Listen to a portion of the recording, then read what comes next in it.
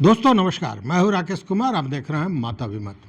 मित्रों, राजस्व एवं भूमि सुधार विभाग भू सर्वेक्षण में लगा हुआ है, आप जानते हैं पूरी तरह।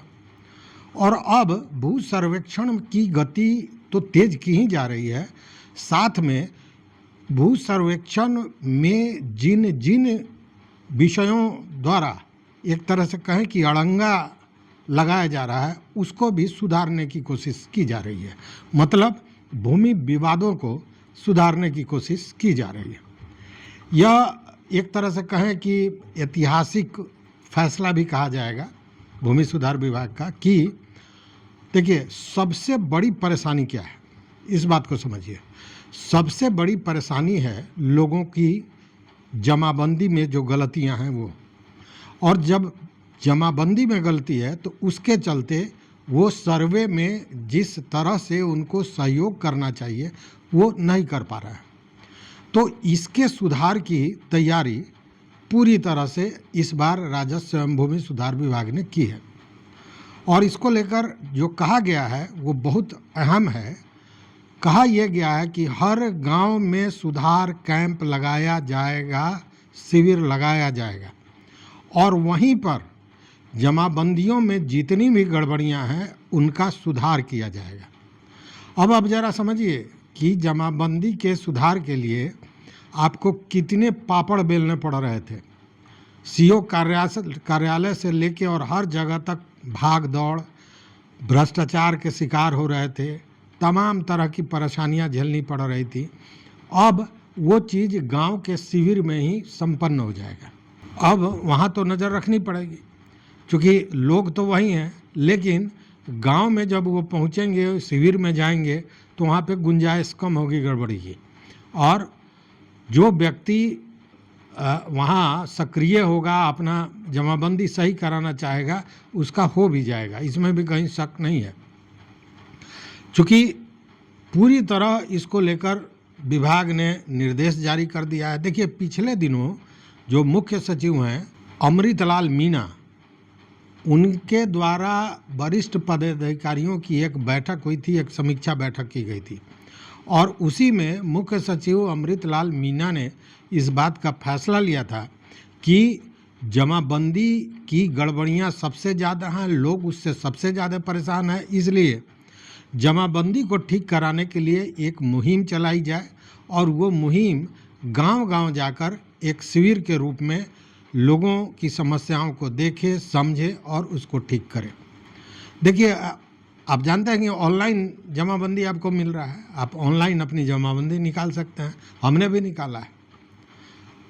रकबा लिखा हुआ है, कुल रकबा, न खाता है, न खिसरा है, न कुछ भी नहीं है बाकी, केवल जमाबंदी नंबर है। जमाबंदीदार मतलब जो जिसकी मलकियत है उसका नाम है, मौजा है, थाना संख्या है, ये सारी चीज़ें हैं, और बाकी का सब कुछ खाली है, और नीचे केवल एक लाइन में कुल रकबा लिखा हुआ है। अब वो कुल रकबा किस ज़मीन का है, किस खाता का है, किस खेसरा का है, इसका कहीं अता पता नहीं है। इसी तरह की तमाम गड़बड़ियाँ लोगों के को झेलनी पड़ रही है, और इसको लेकर भाग दौड़, तमाम तरह की परेशानी लोग झेल रहे हैं। उसमें अगर ये शिविर लगाने की बात हो रही है तो इसको तो निश्चित रूप से ऐतिहासिक कहा जाएगा, क्योंकि गांव-गांव जाकर जो भी परेशानी, अब देखिए, अब इसमें अपने तो सक्रिय रहना पड़ेगा, क्योंकि शिविर लगे और हम न जाएं, वहाँ पे भाग न लें तो भी परेशानी होगी। वहाँ पे दिक्कत उन लोगों की होगी जो बाहर रहते हैं, लेकिन अपनी संपत्ति बचानी है, अपनी संपत्ति की मलकियत को दुरुस्त करना है, तो ये तो झेलनी पड़ेगी। क्योंकि आपने पिछले दिनों देखा होगा, जब ये शुरुआत हुआ था तो बॉम्बे और कलकत्ता और फलाने ढकाने जगह से लोग जो बाहर रहते हैं, काम करते हैं, जो कभी गांव नहीं आते थे, वो गांव आए, रहने की व्यवस्था नहीं, तो गांव के बगल जो भी शहर है वहाँ पे होटल में ठहरे हुए थे 10-10 दिन, 20-20 दिन, और कोई कागज़ उपलब्ध नहीं करा पाए। चूँकि शुरुआती दौर में जो अफरा तफरी थी, जो एक भय का माहौल था, उसमें सब कुछ बिगड़ता चला जा रहा था।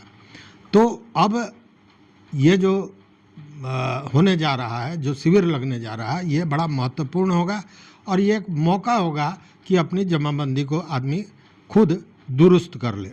तो एक तरफ तो ये हो रहा है और दूसरी तरफ देखिए, दूसरी तरफ बजाबते सारे अमीनों को कहा गया है कि वो घर घर जाएं, जागरूकता फैलाएं और जितने लोगों ने अब तक स्वघोषणा पत्र वंशावली आदि नहीं दिया है उनके वंशावली स्वघोषणा पत्र को भी लें, जमा कराएं।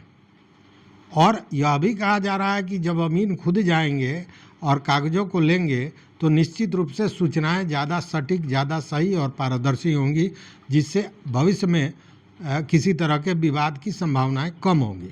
तो एक तरफ जमाबंदी को दुरुस्त करने के लिए गांव-गांव में शिविर, दूसरी तरफ अमीन जाके स्वघोषणा पत्र लेने की बात हो रही है। इसके लिए जो शिविर लगाना है, इसके लिए बाज़ाब्ता सारे डीएम को भी निर्देश दिया जा चुका है कि वो गांव-गांव शिविर लगाएंगे। कब कहाँ शिविर लगेगा इसका डेट फिक्स करेंगे।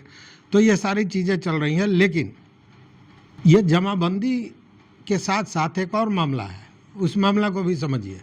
वो मामला है, वैसे बहुत से जमाबंदी हैं, खेसरा हैं, जो ज़मीन लॉक कर दिया गया है। और अनलॉक करने के लिए क्या परेशानी थी, देखिए इसके लिए तो आंदोलन बाज़ाब्ता चल रहा था कि ज़मीन आखिर लॉक क्यों रखा गया है। तो अनलॉक करने के लिए प्रक्रिया क्या थी कि पहले डीसीएलआर के यहाँ आप जाते थे, डीसीएलआर सुनवाई करेंगे, नहीं करेंगे, और नहीं कर रहे थे। सच्चाई यही है कि नहीं कर रहे थे।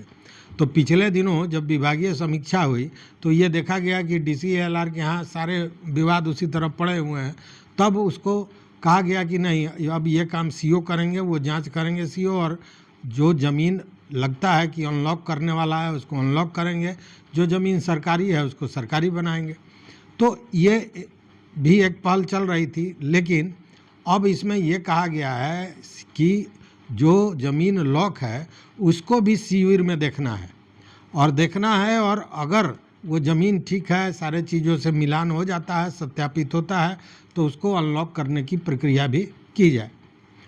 साथ में वहाँ जब वो पहुँचेंगे तो जो मूल खतियान है उस खतियान से सारे चीज़ों को सत्यापित करके और तब जमाबंदी को भी दुरुस्त किया जाएगा। तो ये एक बड़ी पहल हो रही है। इससे सबसे ज़्यादा अगर लाभ किसी को होगा तो वो उन रैयतों को होगा जिनकी जमाबंदी में गड़बड़ियां हैं और भाग दौड़ करके परेशान हैं और कोई भी कुछ भी हासिल नहीं हो रहा है। तो उनके लिए एक अच्छा अवसर है, इसका लाभ लेना चाहिए। एक और तो रैयतों को राहत देने की बात, दूसरी ओर उन रैयतों को जिन्होंने लगान बकाया रखा है उस पर कानूनी डंडा भी चलने जा क्या रहा है, तैयारियां शुरू हो गई हैं, चल रही हैं। सारे जो भी अंचल कार्यालय हैं उनको 25 बड़े बकायेदारों की सूची तैयार करने को कहा गया था, सूची तैयार भी हो रही है। उसी तरह जिला स्तर पर 10 बड़े बकायेदारों का, वहाँ पे बाज़ाब्ता जो बड़े बकायेदार हैं जिला के, उन पर नीलाम पत्रवाद भी, मतलब केस भी हो सकता है और होगा, इस तरह की जानकारियाँ मिल रही हैं। तो हर तरह से विभाग अभी ज़मीन के जो रैयत हैं उनको एक तरह राहत दे रही है, दूसरे तरफ जो बकायेदार हैं जिन्होंने कहीं ना कहीं नियमों का उल्लंघन किया है उस पर कानूनी डंडा भी चलाया जा रहा है।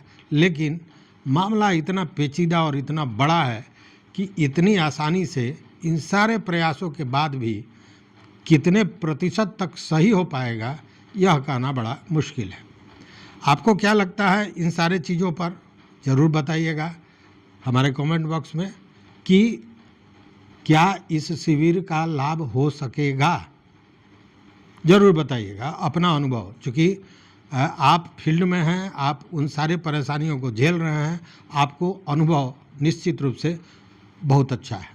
तो बताइएगा ज़रूर। देखते रहिए मत अभिमत। मित्रों, चैनल पर नए हो सब्सक्राइब कीजिए, लाइक कीजिए, दोस्तों के साथ शेयर कीजिए और अपना विचार जैसा मैंने कहा ज़रूर दीजिए। बहुत बहुत धन्यवाद, कोटिशः आभार।